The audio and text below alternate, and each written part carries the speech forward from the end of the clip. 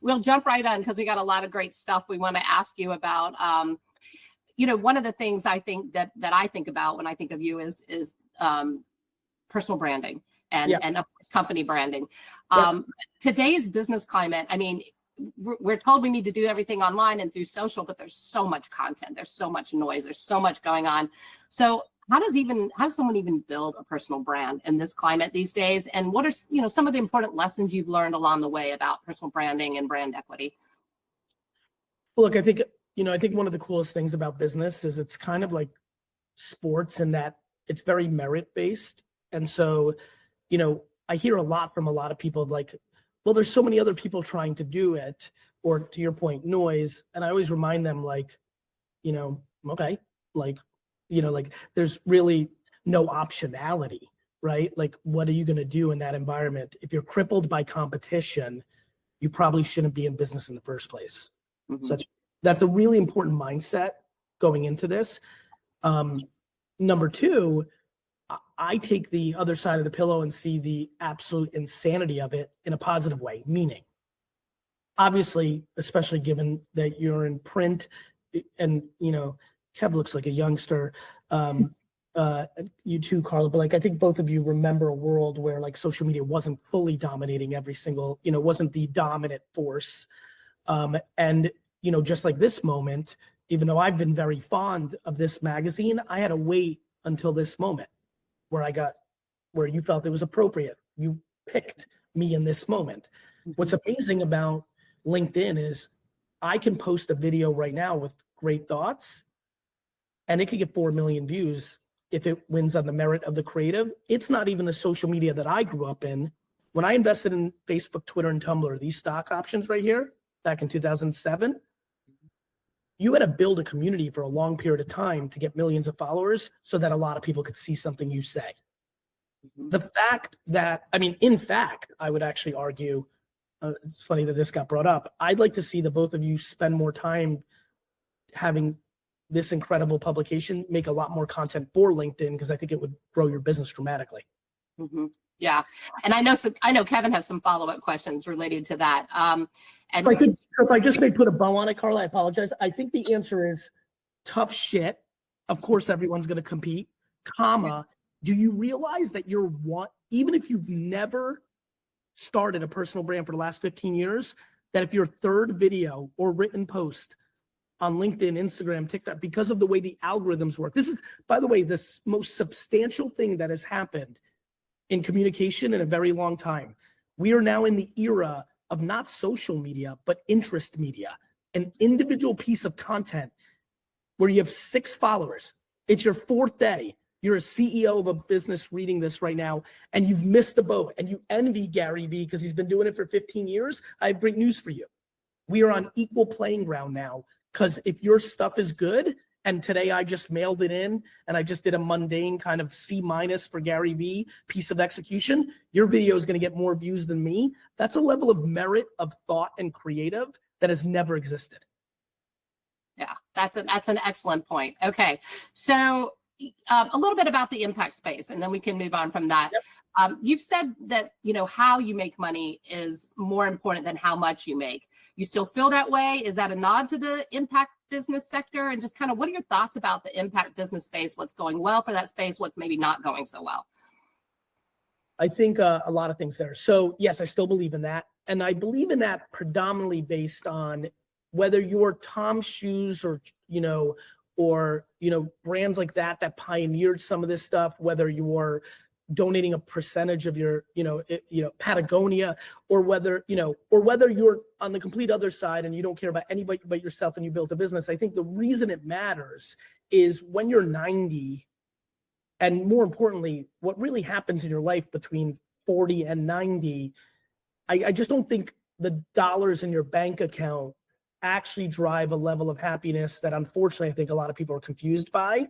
And so, I think it matters because I just think you'll have a happier life as a human being if you actually believe in what I'm saying, because you'll have more joy in your life, both in your family, friendships, and just how you feel about yourself as you round up your journey.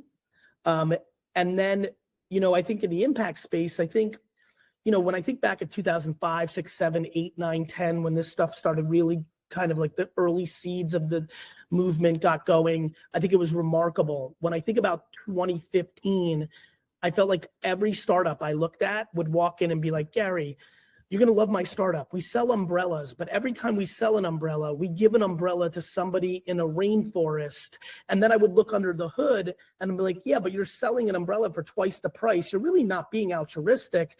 You're just using good as a facade for your selfishness. Mm-hmm. Now in 2024, I think we're in actually a beautiful place. I think we're in this place where humans are thoughtful about this, and we've gotten a little bit of the muckery and snake oil salesman of using it as a weapon out of the system. And we're almost kind of in this mature space where I like that it is a subconscious or conscious thought of every entrepreneur when they start a company, that this is an option. And I think that's a remarkable place for us to be. What do you look for? You talked about some of the brands that you were an angel investor in: Facebook, Twitter, Uber, Snapchat, Venmo. What are some of the components that you look for today in a business that you're going to put your money in or resources into? You know, I love to talk about publicly about my big wins.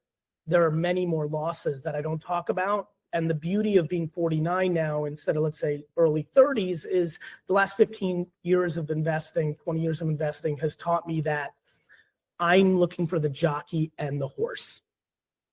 So in early parts of my career, in the earliest parts, I would only invest if I thought the kid, the guy or the gal, could do it.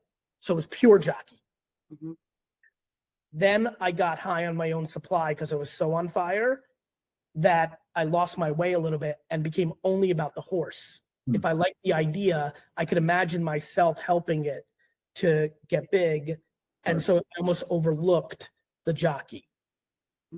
I am now firmly in a place where I have to adore the idea and the intuition I have that this human being in front of me is capable of seeing it through.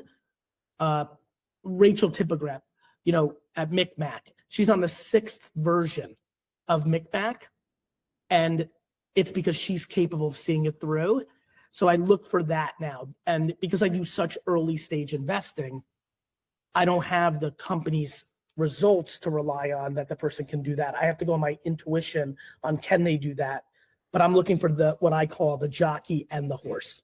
That's a great analogy. All right, I'm going to ask one more question and then I'm going to punt over to Kevin. You're considered one of the leading global minds on kind of what's next, what's coming up in culture in the digital world. And I've seen you recently talking about live shopping and how it will revolutionize small business. And I just wondered if you had some thoughts you can share with us about that and how it would impact founders and companies that are reading Real Leaders. Literally this is the quote, you can put it in a box in dark black. Literally anyone reading this article, if you sell something, you must stop reading this article and immediately go spend 25 hours researching the current state of live social shopping, TikTok Shop, obviously notwithstanding what happens here in a US ban or not. Obviously this is global, so it'll still be in a lot of places. A startup called Whatnot that is a leader. But we've already seen Walmart, Amazon, eBay have their own live platforms. It's inconceivable to me that Facebook, Twitter, and YouTube do not have aggressive announcements, M&A. I don't know what they're up to. I have no inside information, but it's inconceivable to me that we won't see things from Instagram, Facebook, Twitter, X, and YouTube Shorts this year. Again, if you're a businessman or woman that has lived in, executed, or pay attention to China, you're completely bored by what I'm saying because this has been a decade of reality in China, but it's finally hit the Western world. It's significant. I think it could be incredibly detrimental to consumer packaged good, apparel, or retailers if they dismiss it the way many dismissed Amazon and social media. I think this is big girl, big boy stuff. I think QVC and Home Shopping Network still do crazy amounts of revenue, and like nobody even knows. Half of under 40 doesn't even know it exists, and anybody over 40 is flabbergasted when they look under the hood. There is something inherently human that humans love to buy stuff when it's in a live environment. It's why live auctions do well. It's why QVC does well. And social media, when you take the conglomerate of the 7 platforms that lead, the sheer attention, the hours spent by human beings in social media is profound and misunderstood in its dominance. And now you're layering in shopping. This is a very big deal. I would argue in a 15-year window, if Amazon stumbled and misplayed it, this could be the thing that knocks them off their perch. Stunning. Okay. Fabulous. Kevin. Let me say one other quote, Kevin. Even if you're a B2B company reading this right now and being like, well, I sell SaaS, that doesn't mean anything to me. I implore you to figure out how to go do a collaboration with a fashion brand and make a cool hoodie for your B2B company and then sell it on live shopping just for the awareness and brand building, not the revenue, which I know would seem far-fetched to a B2B person reading this, but I'm not saying it to be wrong or for my health. It's a big medium. Well, we're very aware of social media's dominance. It's completely disrupted our industry, believe it or not. Not only do I that I have unlimited receipts on the internet in 2009, 10, 11, begging traditional media companies to understand how big this is. It's kind of similar to what I'm doing right now with live shopping to retailers and packaged good companies. That was going to be one of my questions, though, is like, how does an antiquated media platform like a magazine, American Pastime, stay relevant in today's day and age? By conforming to the new distribution model as an awareness and execution equity of what it does. Meaning, if you fall in love with your form factor instead of your brand, you become vulnerable.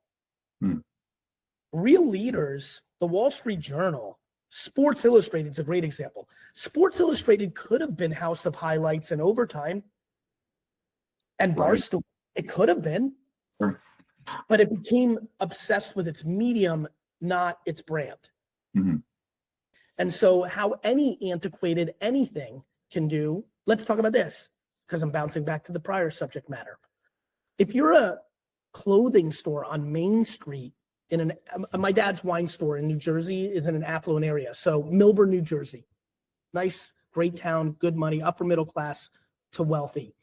There's plenty of small stores on Main Street in Milburn that are just dying.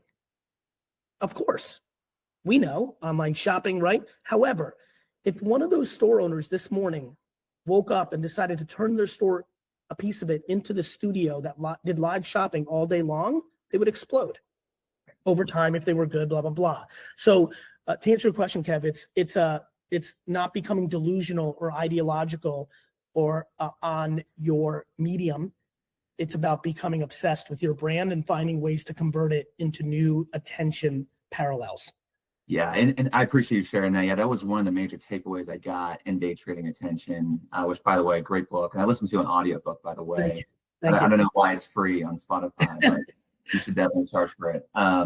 So one of the things I'd love just to get for our audience real quick, could you just explain to the layman, what is Day Trading Attention and what do you mean by under overvalued platforms? So Day Trading Attention has it was a real big moment for me when I came up with the term, one of those kind of eureka moments. It captures everything I've been trying to say for 15 years. But again, you've got to kind of understand it. So attention, I believe, is the ultimate asset in the world. Nothing can happen unless someone's listening to it. You can't become president of the United States if you're talking in a cave by yourself and thinking there are people there, right?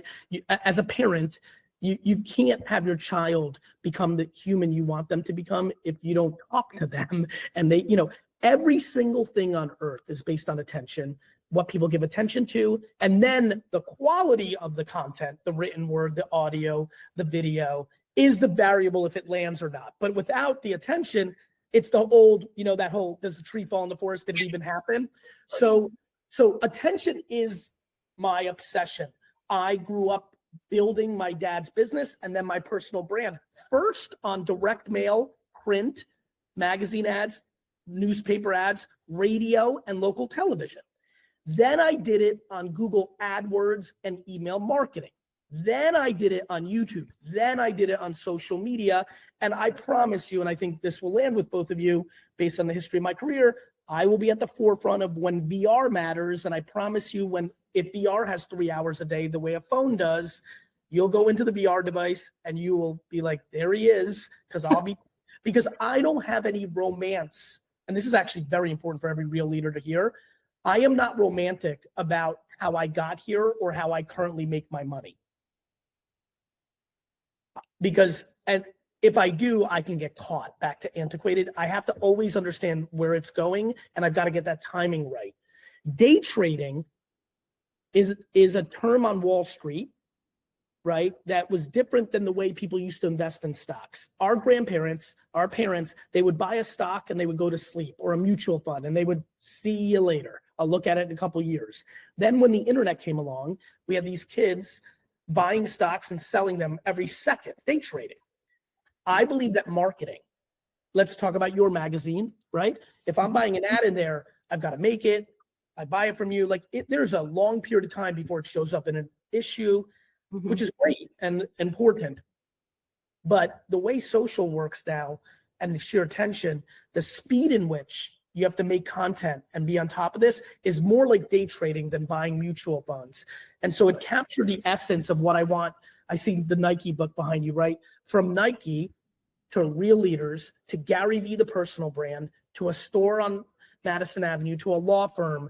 The more they understand, if you are doing marketing, if you are trying to get attention, if you want to succeed and build anything, a personal brand or a business, the more you understand it's day trading attention now, the better you will succeed. And then to the point of the book, boy, oh boy, once you understand that, you start to realize how much science and art and strategy and complexity is to be good at it. Yeah. I would argue it'd be like me telling everybody, actually, here's a good comp that actually worked out. If I told every kid that was an athletic freak 20 years ago when they were 15 years ago, hey, you should all become basketball players, not football players, because I see the future and basketball is going to grow. And because there's only 15 players on the team and not 53, you make a lot more money if you're a good basketball player than a football player. That would have been the right strategy. That wasn't obvious 20 years ago. Right. And so what I'm trying to teach people, but still being great is hard. And that's what this is. I'm telling you that basketball is coming. Right. But the reason I wrote the book was I'm going to show you how to train and actually do it well. Sure. Got it. I'm there. Thanks for sharing that with our community. Again, they're all kind of impact-oriented, growth-minded CEOs. And they really appreciate learning from real experience. And I think that's one of the things I love about this article. You're a practitioner, you know that. One of the questions I actually had, I'd love for you to share from your experiences, because I read Crushing It. That's what got me into this space. I'm in a family business. It helped bring it from print to digital. Trust me, brother, I've been on LinkedIn every single day doing podcasts. Love your stuff, right? Thank you. My question for you, though, is I just read about the Entrepreneur magazine, your $50,000 accelerator program. Yes. What worked for you? What channel worked for you? Because I found out about that through an email on entrepreneur.com. What channels worked for you to attract that kind of client? The reason you've only heard about that now is I also, it's funny, you're going to actually appreciate this. Even at this point in my career, not only does my marketing not overvalue yesterday, my operations doesn't. I would argue the most hidden thing about me, because of the way I communicate publicly, is that I would argue that humility is one of the foundational personality traits I have that have made me successful in business. The reason what Vibe was we only went to people that have interacted or reached out to VaynerMedia and VaynerX over the last 15 years to get the original 2 classes of that product, because because those were people that already got a lot of value from us. Yeah, right. And in case it wasn't a good product, I knew that I had hedged the mitigated risk already, because they were already so happy with us and we've done so much for them that I didn't want that to happen, and we would have done right by them. But it wouldn't have been like if I yelled from the top of the mountains and then people have never interacted with me. So because I knew it was a new program, I wanted to, this was almost, call it our beta, our alpha of Vive. in this environment because I wanted to make sure it was worth it, because I don't take lightly a human being writing a check of that size. You have to really deliver a lot for that to be valuable. And so that original cohort of consumers were already people we've interacted with or done other things for, and that's why you see that. Got it. Okay, so people kind of in the community already, they've experienced a taste, a sample, and enjoyed the, I guess, the values. Truly have directly interacted with VaynerX, meaning VaynerMedia or the Sasha Group or Gallery Media Group, like one of the companies with it, Vayner speakers, like have actually, interacted, not even like not following, like truly transactionally or operationally have interacted with the organization. Love it. Love it. Okay. Well, I love your concept in the book when it came to just the ask me anything at the end. Like I thought the case studies at the end were honestly like the best part. Yeah. If you don't mind, I actually pulled our community. I have a few questions. We'd love for you to answer for them. We're just going to rapid fire here. First one is, if I'm a direct-to-consumer conscious or certified B Corp company, where should I be playing in 2025? Where should I be what? Playing in 2025 online. Definitely. I mean, required, not even optional. Facebook and Instagram, TikTok, and YouTube Shorts. That is like, you can't even, like I couldn't comprehend if you're trying to sell something direct to consumer, not being on those channels. The next tier would be Twitter, X, LinkedIn, Snapchat, Spotlight, which is the TikTok, Instagram part of Snapchat. But the first four are just utterly required to have any prayer of success.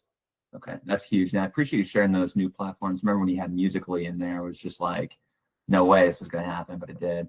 Next question: if I'm a small B2B service provider or law firm looking to target conscious business owners, what kind of strategy do you think would cater to them best? So this is like going to blow people's minds. The AI algorithms that run the For You pages and the feeds of these social networks are getting better and better by the hour to understand the content and then put that content in front of the people that they're trying to reach.